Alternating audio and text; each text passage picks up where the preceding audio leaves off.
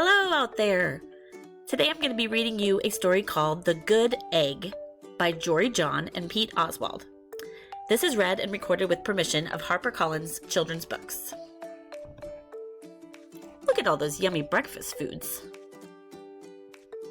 The Good Egg, from the creators of The Bad Seed by Jory John and Pete Oswald. Oh, hello! I was just rescuing this cat. Know why? Because I'm a good egg.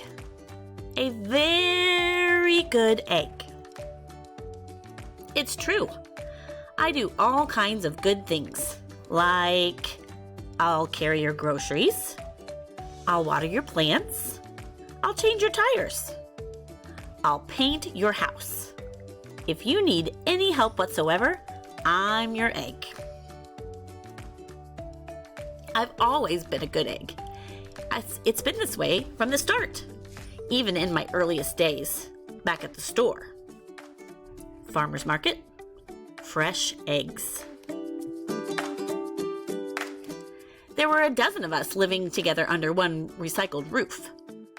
There was Meg and Peg, and Greg, and Clegg, and Shell and Shelly, and Sheldon and Shelby, and Egbert and Frank, and other Frank. The other 11 eggs weren't on their best behavior. They weren't exactly good.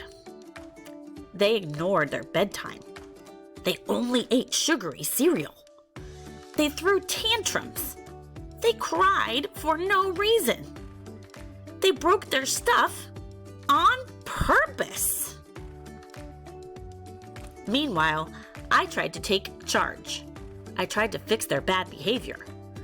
I tried to keep the peace because I was a good egg.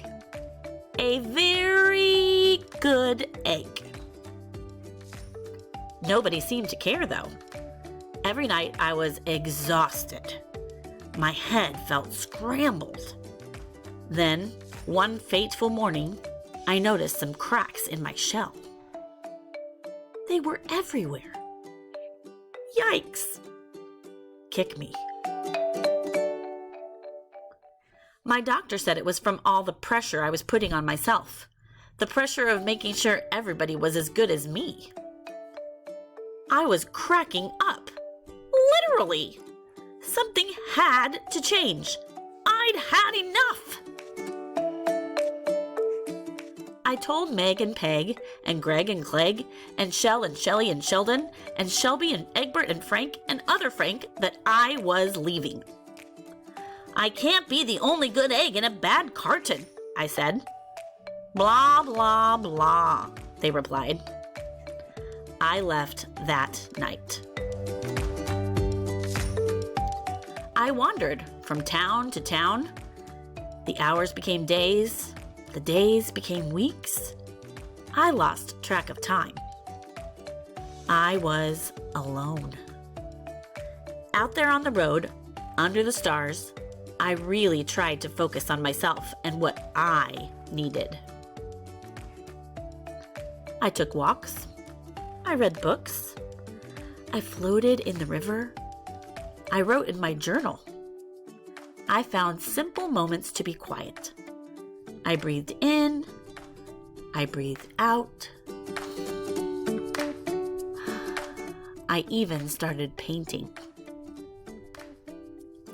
For once, I found time for me. And guess what? Little by little, the cracks in my shell started to heal. My head no longer felt scrambled. I started to feel like myself again. So, I've made a big decision. I'm returning to my old carton and my friends. Besides, I'm kind of lonely out here. This time, I know what I need to do. I'll try not to worry so much. I'll be good to my fellow eggs while also being good to myself. Here we go. Everybody missed me. I missed them too. Hello, Meg. Howdy, Peg. Hey, Greg. Greetings, Clegg. What's up, Shell? Aloha, Shelly. Hey-yo, Sheldon. Hi, Shelby. Good day, Egbert. What's happening, Frank? Howdy do, other Frank. Welcome home. Sure, every once in a while, somebody's still a little bit bad. But it's not like before. Here's what I realized. The other eggs aren't perfect. And I don't have to be either. I'm okay with that. Yep, the old carton is back together. We're a solid dozen again.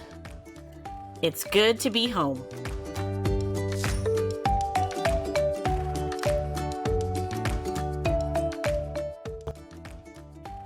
I hope you enjoyed reading that with me, and I would like you to maybe go back and watch it again and tell me what you noticed. The author used some really funny words to talk about him, the main character. He called him a good egg, and that really is something that we use as an expression. So maybe you can talk about what that means to be a good egg.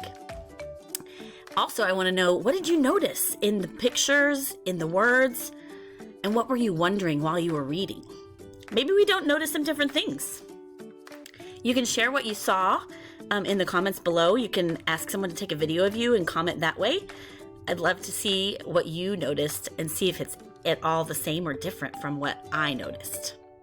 Thanks for listening. See you next time.